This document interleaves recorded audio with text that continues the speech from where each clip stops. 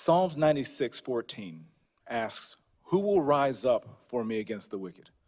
Who will take a stand for me against evildoers?" Nigeria is facing one of the gravest religious freedom crises in the world. As the former chairman of the House Foreign Affairs Committee on Africa, I have visited and have seen firsthand the direness of the conditions in what is now the deadliest place on earth to be a Christian. They are targeted, displaced, and killed simply for their faith. The ancient plea, "Is there no help for the widow's son?" still echoes today. Since 2019, nearly 17,000 Christians have been killed. In the first 7 months of this year alone, hundreds more were murdered. On June 13th, during the Yellowater massacre, more than 280 Christians were slaughtered in a single day. These are not isolated tragedies, but a sustained pattern of religiously motivated violence, often ignored or even enabled by the Nigerian government. Extremist groups like Boko Haram, Fulani militants, and ISIS West Africa attack often without any meaningful intervention from authorities. The lack of response has created an atmosphere of impunity where Christians continue to live in constant threat and fear.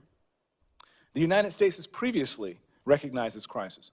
President Trump not only designated Nigeria as a country of particular concern during his first term, but redesignated it again in his second term after President Biden inexplicably removed that designation.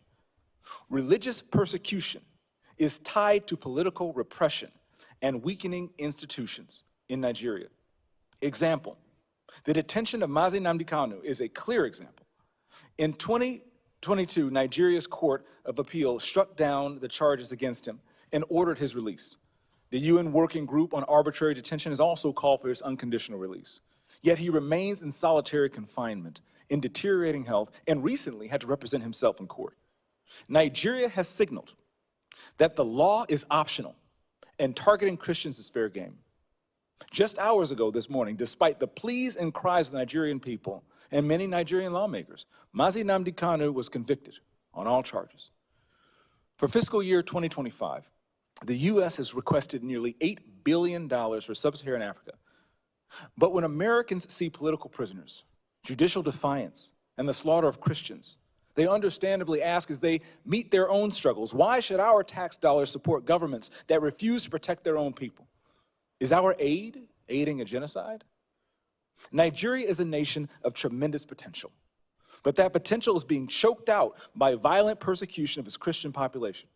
No country can build a stable future where churches are burned, believers are killed, and communities live in fear. The United States must stay engaged, and Nigeria must change course now.